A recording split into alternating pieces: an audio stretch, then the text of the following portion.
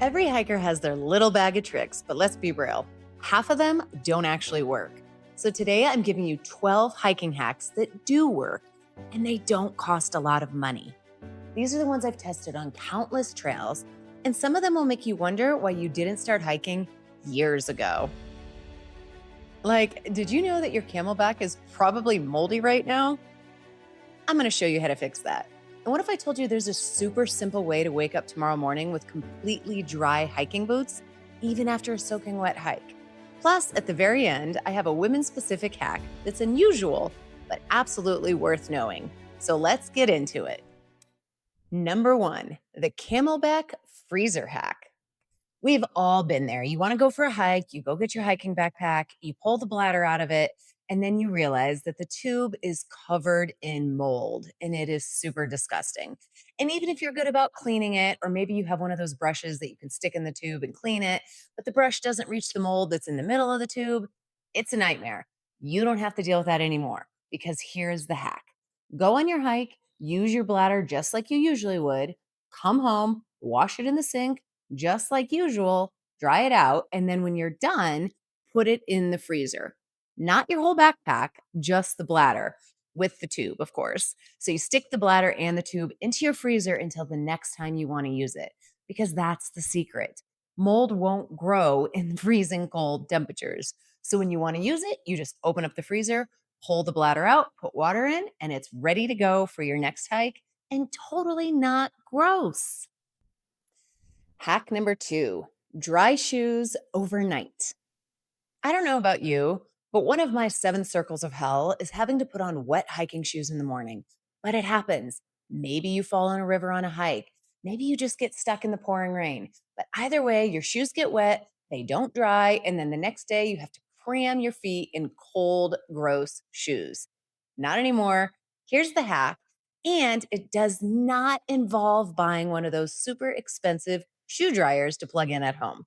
Instead, go get a newspaper. You know, one of those really old fashioned paper things that you can occasionally still find on street corners. Go grab one of those and start tearing out single pieces of paper. You don't want them to be thick, so just grab one sheet at a time and crumple it up into a ball. Pack this ball as tight as you can and then cram it into the toe box of your hiking shoes. You're going to keep doing this. Keep grabbing sheets of newspaper, packing them into balls, and cramming them into your shoe until the shoes are completely stuffed full of rumpled, crumpled newspaper.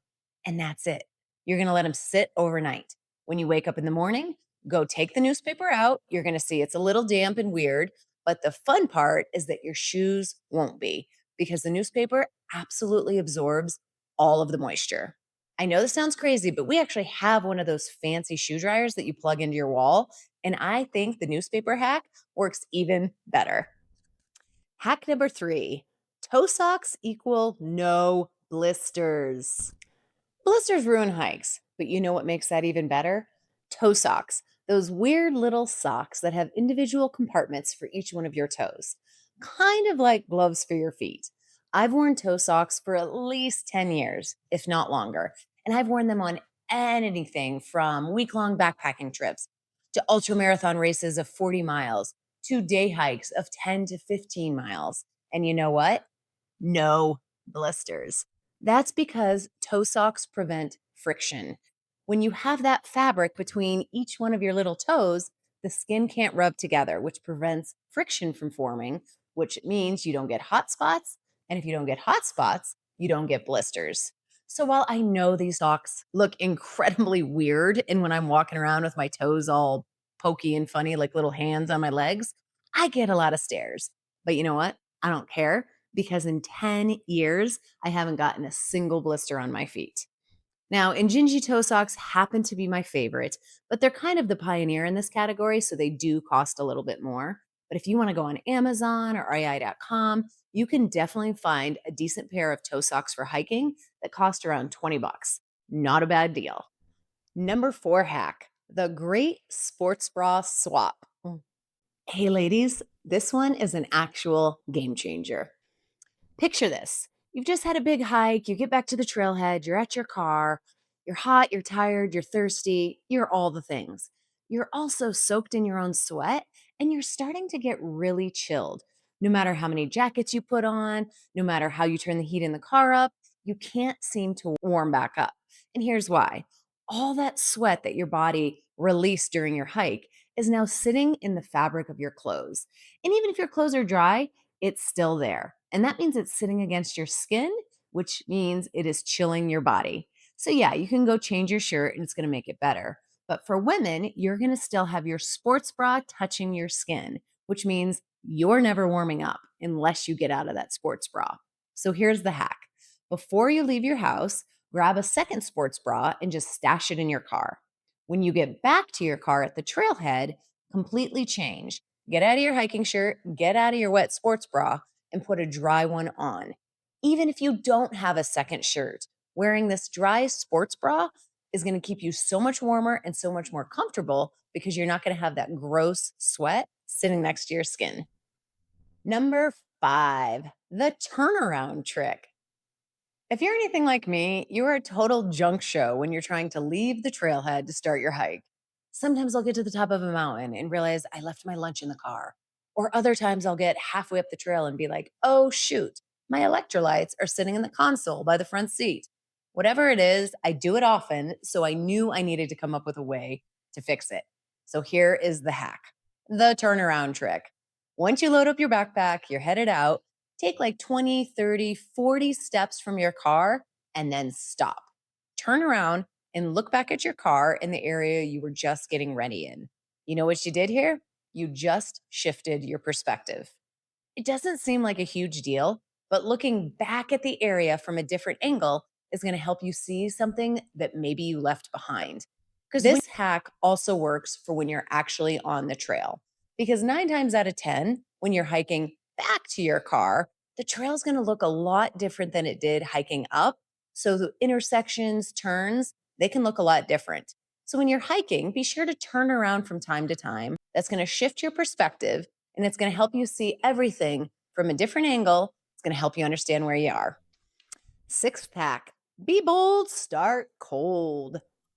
This is my favorite mantra: be bold, start cold. You don't want to start your hike comfortable. I know that sounds counterintuitive, but if you're standing in the parking lot by your car, pre dawn, no sunlight, wearing a beanie and a puffy, totally warm and comfortable, you're likely overdressed. That means once you start hiking, you're going to get hot real fast, start sweating, and soak through all your clothes. So instead, be bold, start a little cold. Instead, ditch the beanie, ditch the puffy. When you're standing by your car, you want to be a little chilled. No, you don't want to be a popsicle, but you do want to be slightly uncomfortable.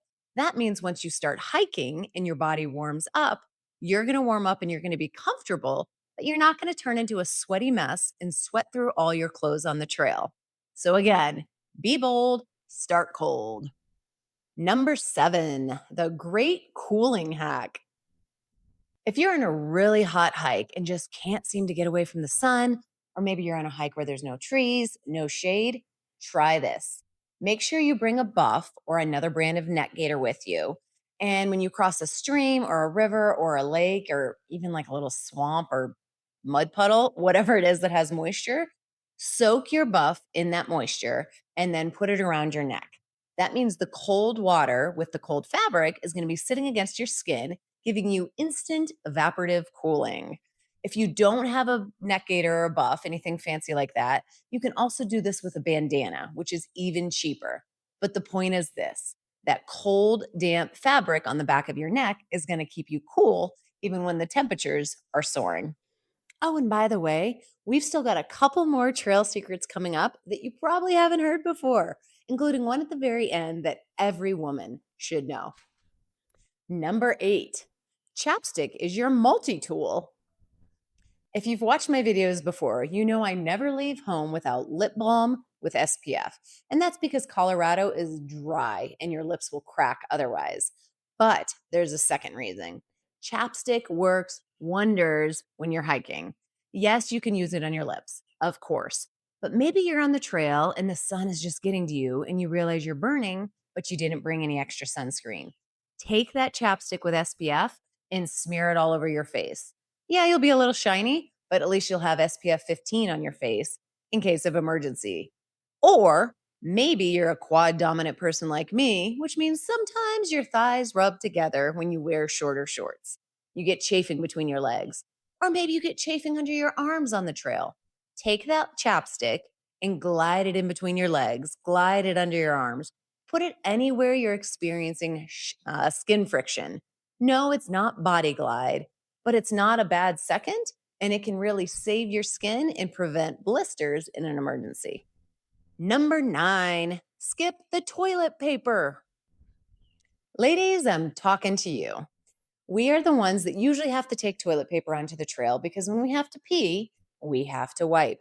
But then you're stuck carrying around all this toilet paper, not to mention packing out a bunch of used toilet paper. It's a pain, it's annoying, and it can be gross. Ditch all of that. Instead, get yourself a Cooler Cloth, which is an antimicrobial reusable pee rag designed for hiking and backcountry use. So when you have to go pee, you just wipe with it and then you clip it to the outside of your backpack where the sun's UV rays sterilize it and also dry it for the next time you want to use it. Now, I'm not going to go into a ton of detail, but if you're curious about the Cooler Cloth, I have done a full review on this, so you can check it out in the description below. But bottom line, get yourself a Cooler Cloth immediately. Number 10, pace yourself. It can be hard when you're hiking. You see a big hill and you just want to put your head down, look at your toes, and power your way up it as quick as you can to get it over as quick as you can. And I get it because I've done that too. But here's what we should actually be doing. Instead, when you hit a steep section, slow down way more than you think. Like way more than you think. When you're hiking at a pace that you can easily sustain, that's going to keep your energy steady and it's also going to reduce your sweat. So you're not going to soak through all of your clothes, which means when you get to the summit or you get to the end of the trail, you're not wearing sopping wet clothes. Plus, it means you're going to be able to hike a whole lot longer. Number 11, get yourself some car shoes. Okay, I consider this post hike bliss, but I will admit sometimes I skip it and I always regret it. Sometimes I'm running around the house and I think of throwing in one more thing to the car. It just seems like a pain, but don't. Instead, before you leave home, always, always, always, always grab yourself a pair of comfy shoes. Maybe that's flip flops, maybe they're slippers, maybe they're recovery slides. Whatever your comfy shoe is, throw it into the car before you leave for your hike. That way, when you get back to the trailhead all tired and exhausted and hot, and probably with swollen feet, you can kick off those restrictive hiking shoes and slide into luxury with your cozy car shoes. Every time I skip this step, I regret it since it's so easy. So don't be like me. Grab yourself some car shoes. The 12th and last hack, the period pack out hack. You made it this far, which means I really, really like you. So, ladies, I'm going to share my favorite hack with you. We all deal with periods on the trail, and it's annoying and it's a pain, but it's also a reality. So, I'm specifically speaking to those of you who use tampons and not something like pads or menstrual cups. If you're going to bring tampons on a hike with you, first be sure you're bringing tampons that don't have applicators. That means you have less trash to deal with and less to pack out later. It's just easier. But secondly, here's the tip. Bring a Ziploc bag because you're going to need to put your used tampons inside it, but sprinkle a little baking soda in there. Not only will the baking powder kind of absorb the odor, so you don't have to deal with any of that in your backpack, but it helps with any seeping liquids or anything that'll be maybe oozing from your tampon. It's just a little baking soda. We all have it at home. It costs maybe 2 cents, so it's not a big deal, but it can really cut odors and hassle and make your hike that much easier. And there we are. Those are the 12 hiking hacks that actually work and don't cost a lot of money. I use these all the time, and they've saved me from a lot of uncomfortable and sometimes downright gross trail situations. Which one are you trying first? Drop it in the comments. I love hearing what other people add to their own trail kits. And if you want more clever tips, go check out my backpacking hacks video. It's packed with ideas you can use in your next overnight adventure. Thanks for watching, and I'll see you out on the trail.